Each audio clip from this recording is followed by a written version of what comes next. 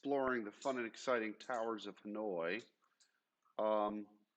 which, if you don't happen to have the set of them when you're working on it, there are tons of these things that are online in various places that you can go out and find. It's a relatively simple game to program. So here's one in particular that I found that I liked the way that they set it up. Okay, so let's back this back off. So what are the rules again of this game? First, what's the objective? Yeah, move them all from peg A, which we'll call the peg on the left, to peg C, which we'll call the peg on the right. But the rules are what? You can only move one at a time, and yeah, you can't stack a bigger disk on top of a smaller disk. Okay, so and we also figured out basically what the minimum number of moves is. So let me the minimum that this game implements is 3 disks because, well, let's kind of realize that the 1 disk case is sort of stupidly easy, and the 2 disk case is, well, also pretty stupidly easy. Okay, but what would the procedure be for 3 disks? So what do I need to do? Move 1 from A to C, then 2 from A to B, then 1 back. That means, okay, so what have I just done there? Effectively.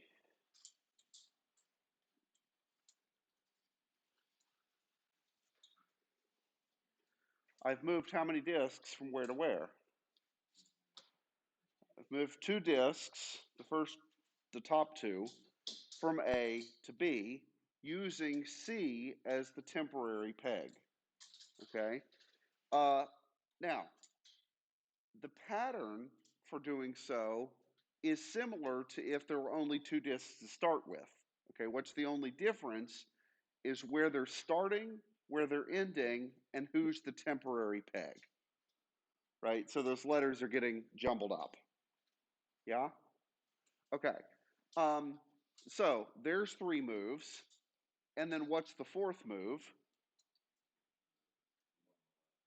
Yeah, move the big one from A to C. Okay.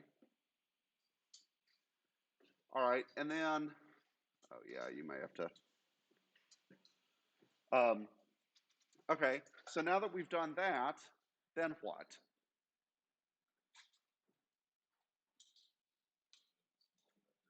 Yeah, now we can just sort of do a copy of what we did with the small 2 disks, okay? Another 3 moves to move them from where to where via where.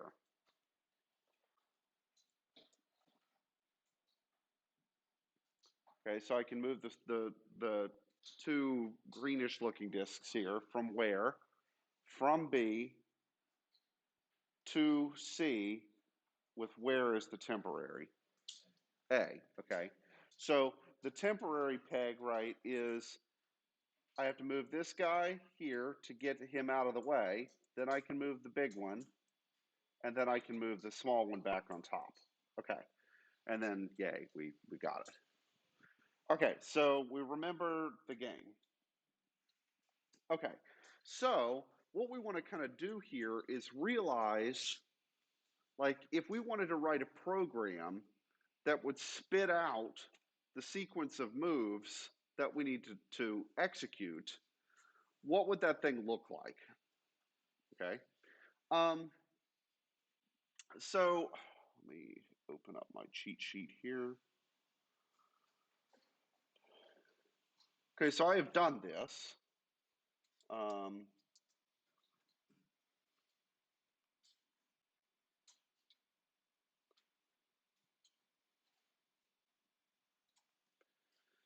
Okay, and let me open up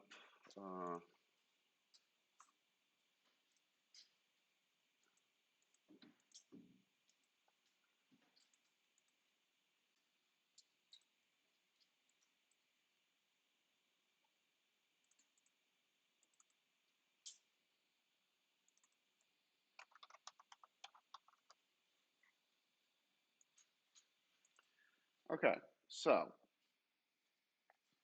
what I want to do is sort of write a function that, well, what information do we need to give this function? I need to give this function how many disks do I need to move? Okay, where do I start? Where do I finish? And where is the temporary peg? Okay, so if I were to do this with just one disk, so let me steal this for a second. All right, what would the instruction be here for what to do, but also how would I say what is to be done? Okay, that sounds silly, but let me explain what I mean. Well, first off, what do I have to do to solve it in this configuration? One disk. Just pick it up and move it, okay? From where to where? A to C, okay? And now, so what I want to kind of think of, and I'll write this on the board and then we'll type it, is that basic move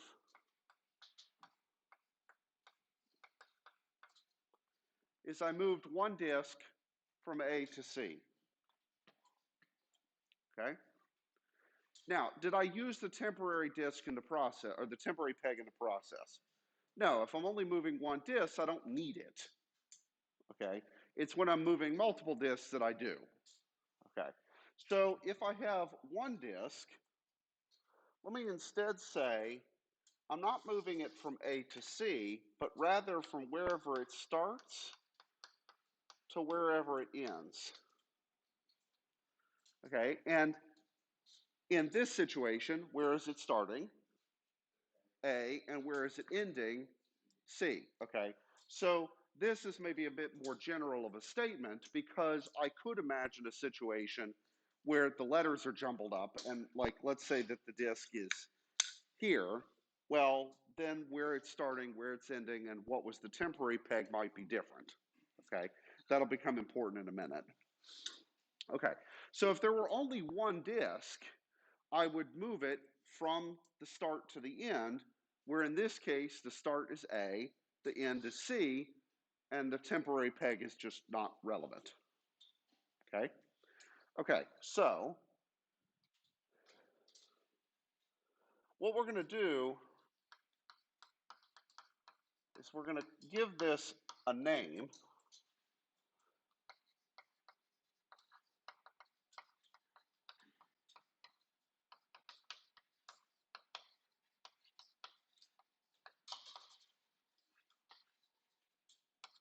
Okay, and if there's only one disk to move,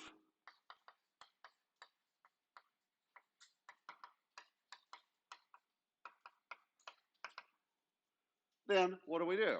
Well, you just move it, right? Nothing to be done, or nothing extravagant. The else case is the interesting one. Okay, so if there's not just one disk to move, then what? Okay, so let's say there's 4 disks. Well, what did we kind of discover last time? If I want to move 4 disks, how did I want to think about that?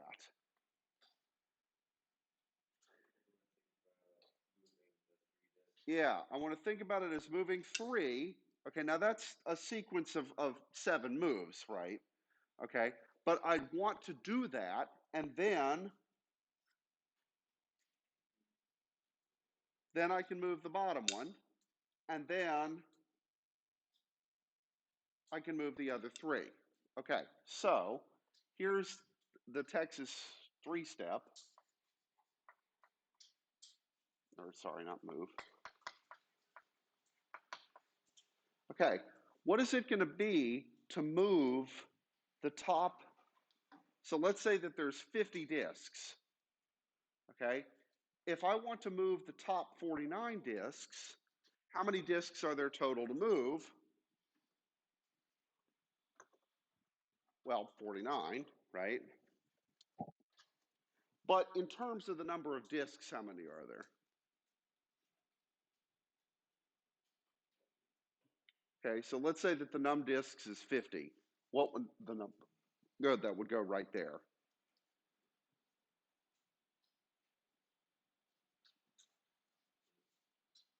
$49. How did I get 49 from 50?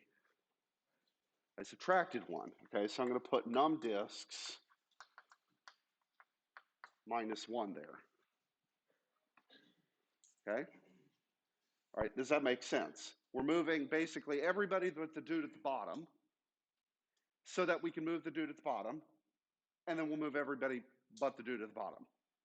Right? So back to the way I had it, right? What are we doing? We've got to move 4, I need to move 3, then move the bottom dude, then move the other 3. Okay? So moving the bottom guy, well, where does the bottom guy move from and to?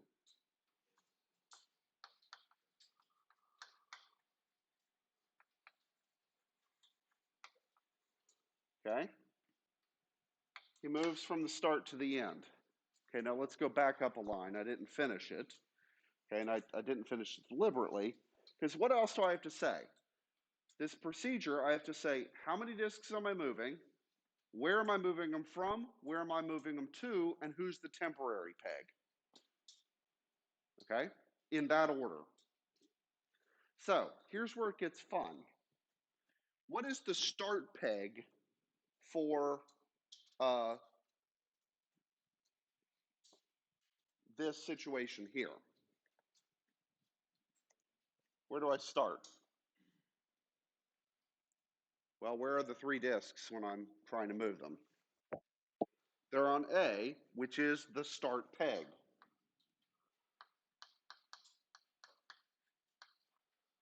Okay, now for the fun part. Where am I moving them to? B, which is which peg? It's the temporary peg. And who am I using as the temporary peg in that process? C, which is actually the end peg.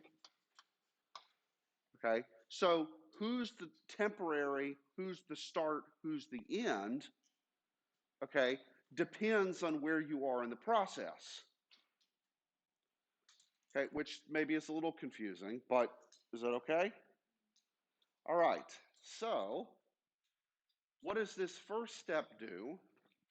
It moves the top, say, 3 disks, and then what? I move the dude at the bottom, and then what do I need to do after that? Okay, so what did I do when I had my disks here? 3, 1, 3. Okay, how do I do that? Well, how do I move 3 disks? I do Hanoi of still num disks minus 1 because, okay, but now here's where it's fun. Where do they start? Okay, so if I have got it to this state, where are my 3 disks? Where are they starting? They're starting on B, which was what I called the temp peg. Where are they going? C, which was the end peg. And who's the temporary? A, which was the start peg.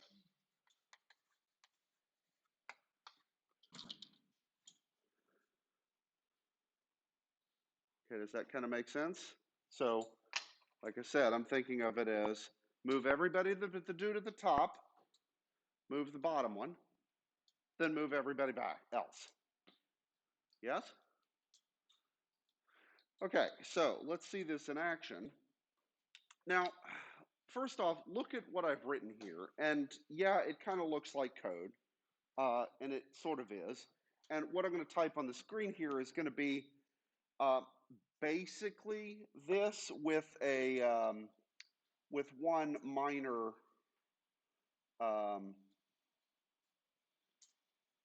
where did I put it? Of course, it doesn't open. Okay,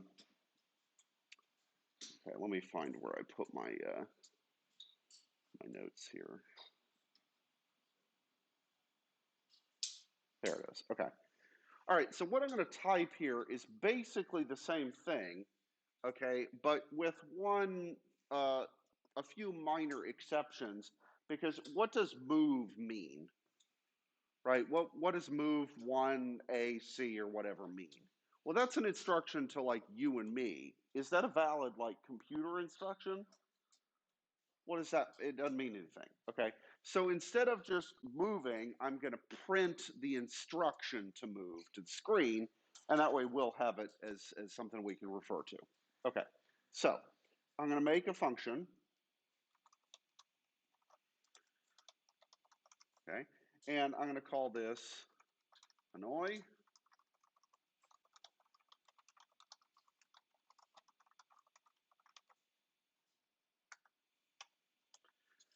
Okay, and it's going to take in the number of disks, the start peg, the end peg, and the temp peg. Okay, good. All right, so what's the first case? The easy case.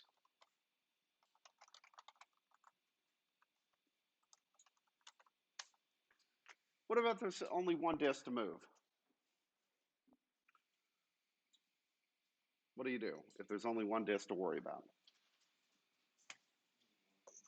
You just move it, okay? So over there, we would have said move 1A to C, okay? Or from, actually in this case, it'd be start peg to end peg, okay? All right, now I can't just type this because move one, right, that's not a valid instruction, okay?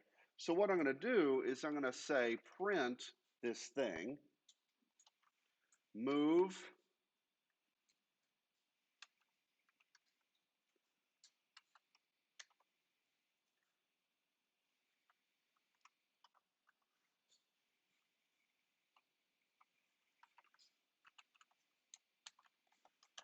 okay, and you guys don't have to copy this down. I'll put this up on Canvas.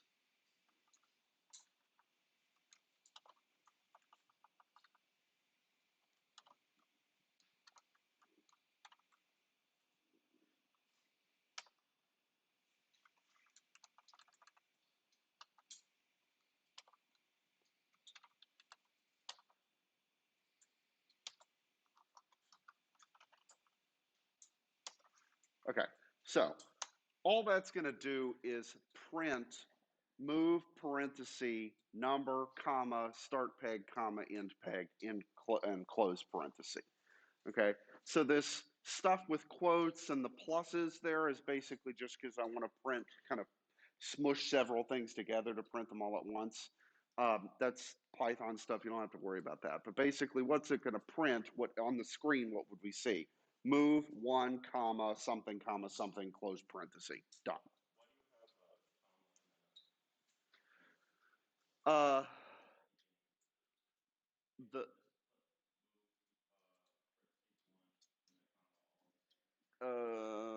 hold on, let me make sure.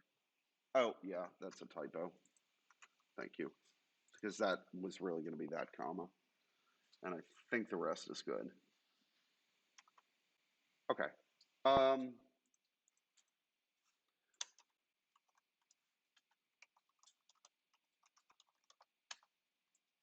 okay, the other thing is, why did I use double equals there for numdisks equals 1? Why did I do that?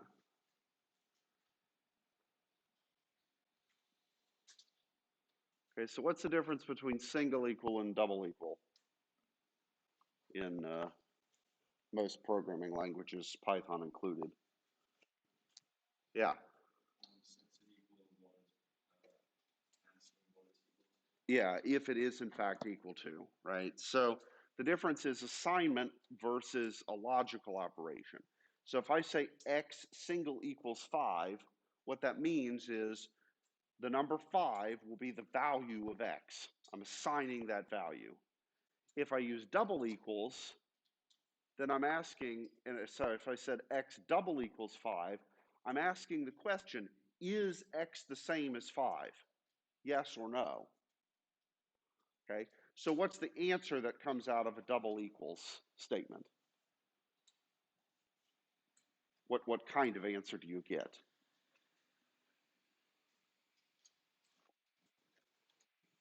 Well, x is either equal to 5 or it isn't. So what's the answer to the question? Yes or no? Okay, so double equals is actually asking a question, okay, is this thing equal to that other thing? Okay, so is that all right?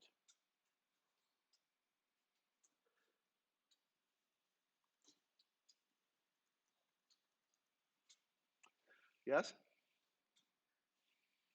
Okay. All right, so if there's just one disk, there's not much to do, right? Just move the thing. What about if there's more than one? What was our else case? Well, and actually let me capitalize this one so it matches. What do we do if there's 5 disks? What's the way we're thinking about it? Move the top 4, then move the bottom one, and then move the top 4 again. Yeah? Okay, so moving the top 4 is the same as doing Hanoi with num disks -1. And where are they starting? Well, they start at the start peg. Where do we want them to end up? In the temporary peg. And who are we using as temporary to get there? The end peg. Okay, so what does that do? That moves the top, all but the very bottom one, okay, out of the way, so that what can we do with the bottom one? We can just move it, okay? And for that instruction, what can I basically do? Can I just copy and paste this?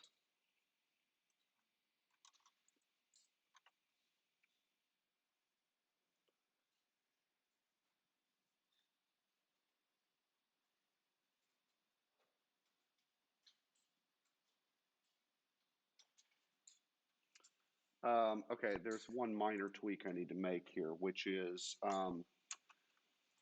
let's see.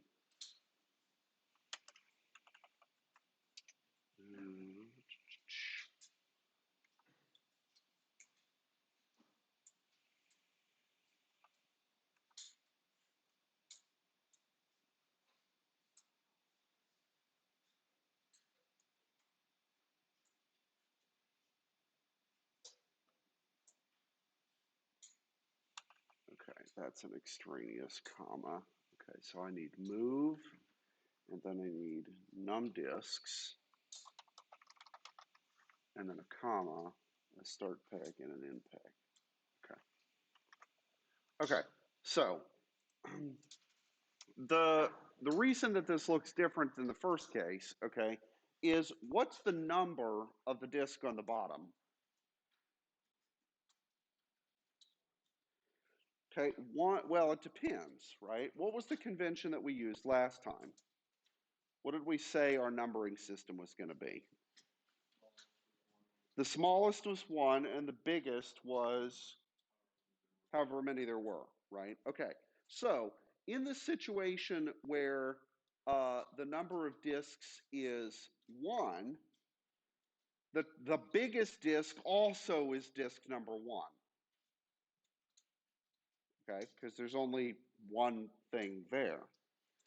Okay, but in the situation where we're really working with, where I say had 4 disks, what's the number of the disk on the bottom? It's the 4th one, okay? So I need to move the number of disks, the same number as the number of disks is the name of the dude on the bottom, okay? And that was just because that was the convention we chose to make number 1 always the smallest disk, okay? Now, there's maybe a good reason why we did that, which is if I'm moving these 3, Who's disk number 1?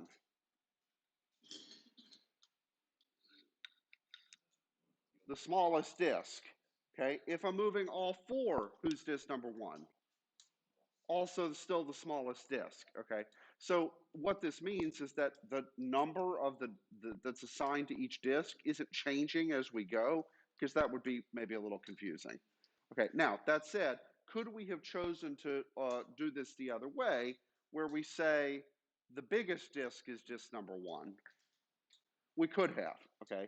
And we would have had just as many headaches if we had done it that way as opposed to the way that we've done it. Okay, so this is one of those situations where the hardest problem is just counting, okay? Which, happens, but here you guys can have that back. Okay, so there's that. And then once we've moved all but the bottom dude, what should we do? We move the bottom dude. And then what do we need to do next? Oops. Move all the dudes on the top. Well, where are they sitting right now? They're all currently sitting where? On the temporary peg. Where do we want them to end up? The end peg. And who are we going to use as the temporary to get there? The start peg. Okay, there's our function.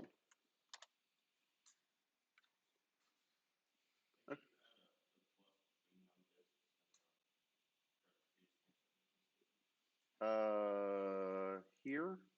Oh, right there. There, thank you. Okay. All right, so let's double check to make sure this works.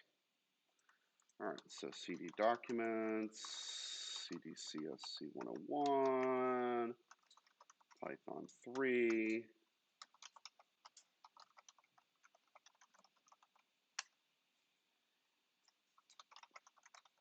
Okay, so if I want to move one disk,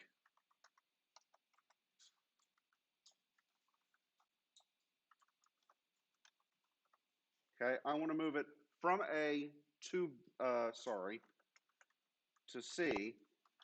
Who's the temporary? B, sorry, okay. So if I did that, what's the instruction? So if there's only one disk, what do? Move one from A to C. Okay, well that's like obvious, yeah? Okay, if I wanted to move 2 disks, what would I say?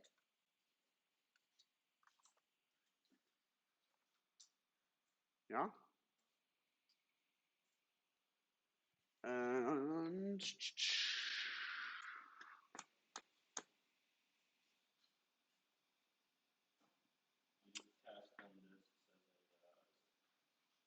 oh, yes, I do. Okay, blast, because which is what I had here. That's why it, yep, that's what I had before. Okay, and then a comma here because it's not a string anymore. Okay, all right.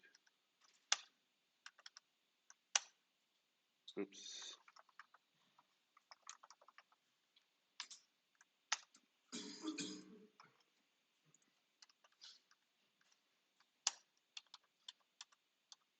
There we go. Okay, so um, does that look like the correct set of instructions? Okay, so this would be 2 disks, right? Let me scoot this up so it's easier to see.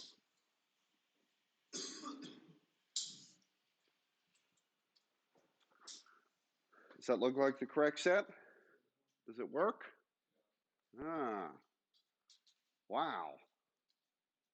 It's almost as if we've cracked the problem, isn't it? Okay, all right, let's check 3 disks.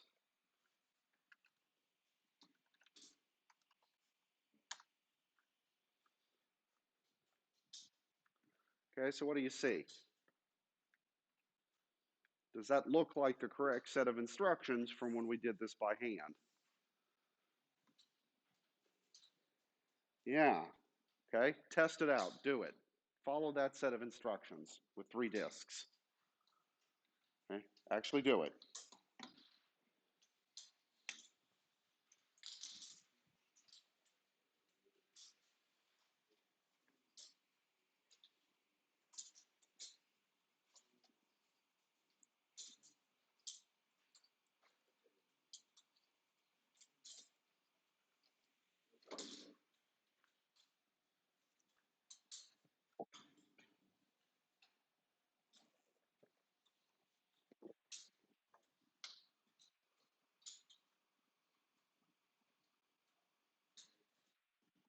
Does it work?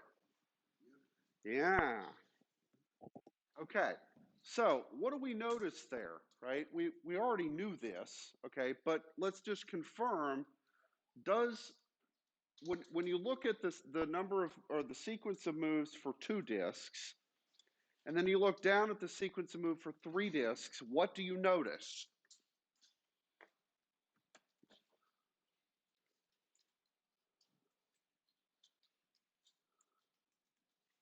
Pray tell.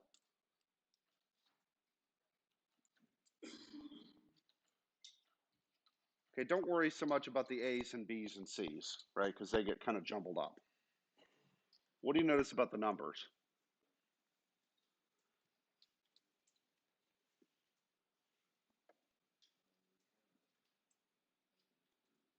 Yeah, how did we do 3 disks? 1, 2, 1, 3, 1, 2, 1. Okay, so if I wanted to do 4 disks, what would I expect to see?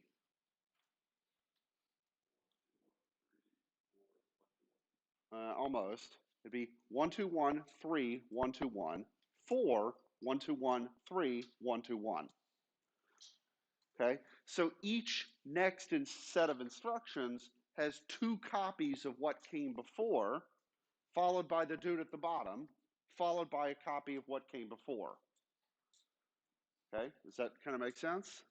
All right, so let me go back to my source program code here.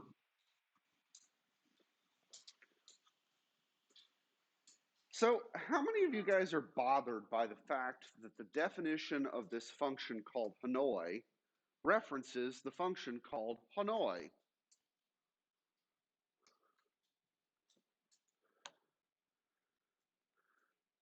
Is that annoying in any way? Is that annoying in any way? Yeah, okay, that one was bad. That one was really bad.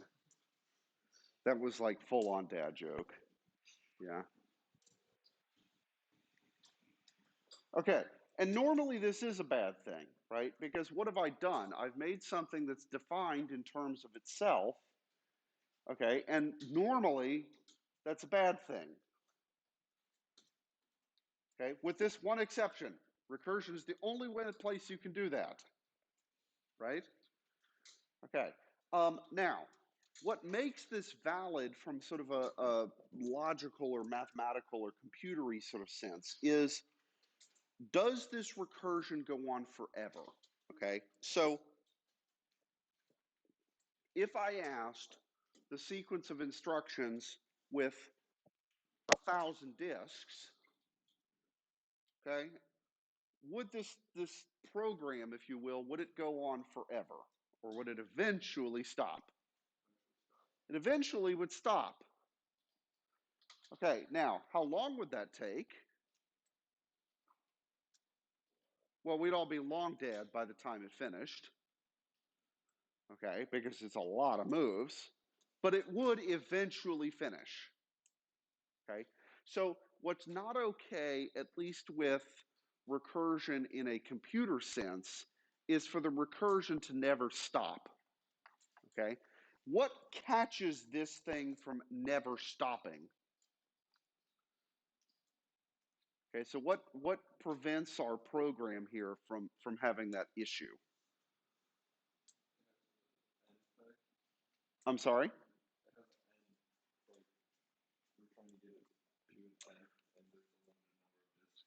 The limited number of disks is really it, okay? And furthermore, there's sort of a base case, right? At the bare minimum, how many disks are there to worry about? One. And so we have a base case here that does not involve the function Hanoi. Okay, so maybe a way to think about that is take an onion. No matter how big that onion is, you peel away a whole bunch of layers, and what do you eventually get to? That little middle part that's kind of annoying to deal with, right? Because it's all weird, and you have to. How many of you guys have chopped onions in the last week? You've chopped an onion in the last week? Not in the last week. None of you have chopped onions? A pepper? Okay, well, it's not the same thing. No, it isn't. Yeah, you got to deal with the seeds, but it's not like when you chop open the pepper, there's another smaller pepper. Well, okay, every now and then actually that does happen, right? Where one of the seeds started to sprout on the inside, and there's a little pepper inside the pepper. Um, like a well, when we say pepper, I mean like which kind of pepper do you mean? Okay, yeah, like a bell pepper, right? Every now and then you get a bonus little bell pepper inside. Uh, well, I mean, what else are you going to call it, right? Um, you're chopping a jalapeno or something, and well, A, you should be careful, not touch your eyes. Uh, and if you really want to have fun, chop a habanero. Right? I wear gloves when I do that because I'm not stupid. Because those things are fierce. Okay, so what makes this okay from a computing standpoint is the fact that there's a base case where, um, and in this base case, um, we don't actually reference the function. So eventually, this recursion, this referencing ourselves, stops because eventually we hit one disk to deal with. That's it. Okay, does that make sense? Yeah? All right, so um, strictly speaking, though, what what would have happened if the programmer or the user of this thing did something stupid like the following?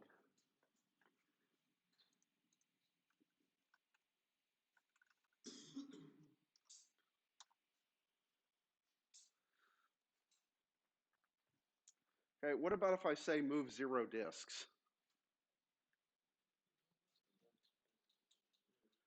Have I ever said what to do? No. Okay. And if we look back at our code here, right? Um, if there are 0 disks, what is the program going to try to do? It's going to try to move -1 disks, move the 0th disk, and then move -1 disks. Well, how does it move -1 disks? Well, it moves -2 disks, then it moves the -1st disk, then it moves -2 disks. And what's going to happen every time we do this, we keep subtracting 1. And so what is num disks going to eventually, what it's going to start dropping to minus infinity. And will this ever stop? No. Okay. Now, why did it stop when I tried to run this? Well, because the Python interpreter basically is only going to let you do recursion so much before it eventually says, whoa, boy, no more. Okay. And so there we go. We got maximum recursion depth exceeded. And so it terminated the program for us because it recognized that we've been a dumbass. Or we've been dumbasses, I guess. Yeah. Okay. Does that make sense? Now, could we have written something or modified our program to catch that stupid case? Like if the number of disks is 0 or fewer, we could say, hey, you're a moron. Yeah? Something like that. Okay. But other than that, um, we're good. Okay. And so if we did something like, well, how many disks were on the sets? It was like 8 or 10. 10. All right, let's say there's 10.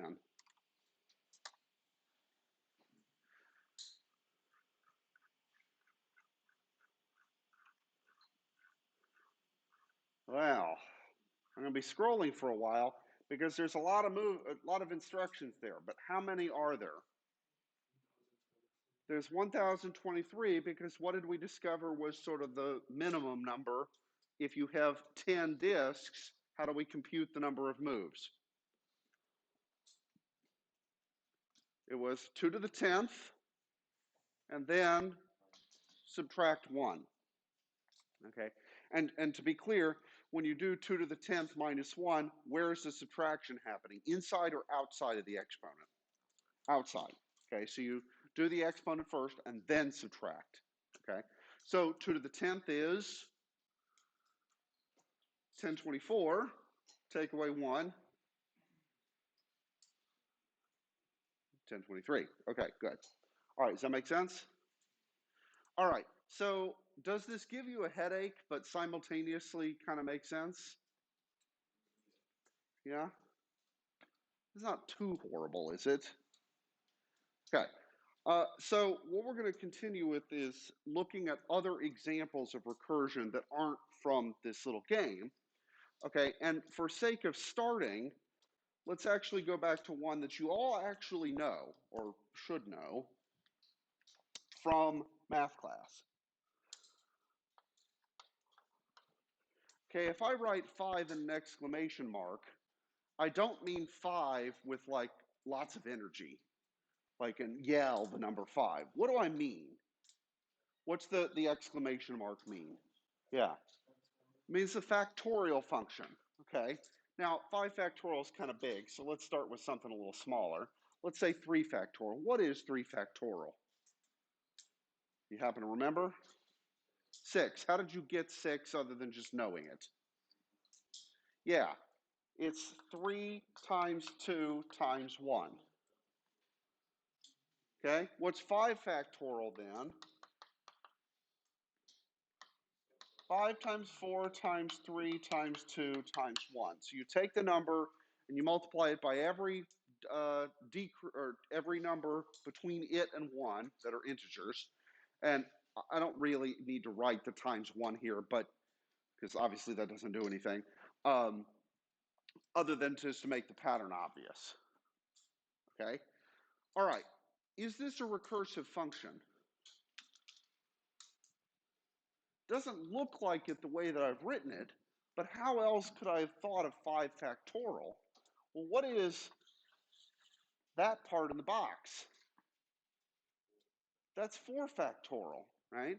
So 5 factorial is really 5 times whatever 4 factorial is. Or, to be more general,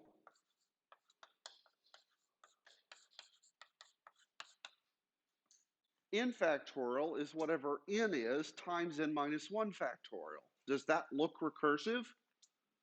Okay, in what sense is this recursive?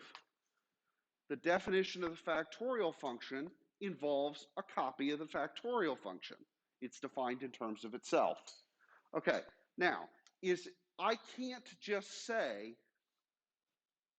this.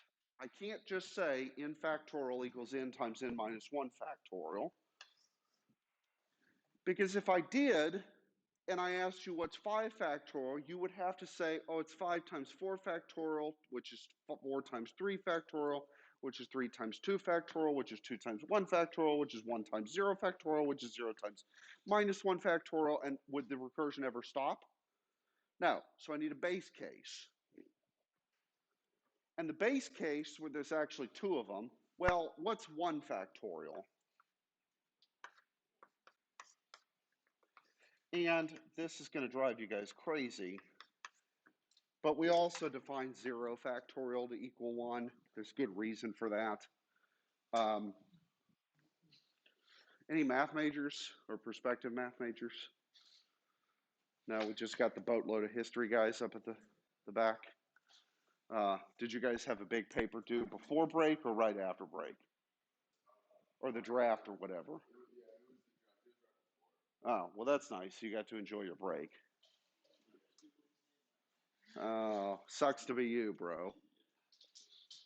So, you can turn them in early.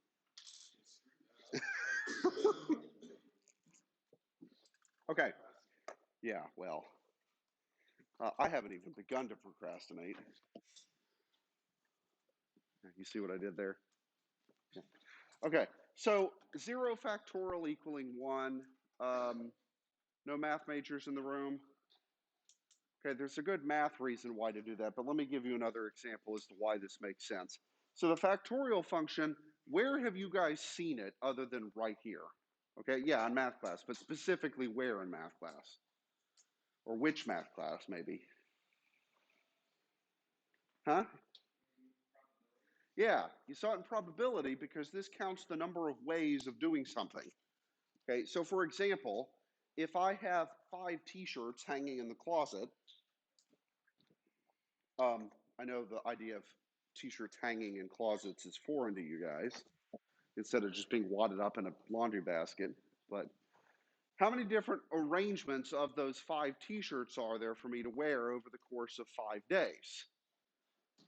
Well, it's 5 factorial, and the reason is, how many choices do I have on day 1? 5. They're all clean. How many do I have on day 2? 4, 3, 2, 1. And does my choice of t-shirt on day 1 influence the choice of t-shirt on day 2? Sort of.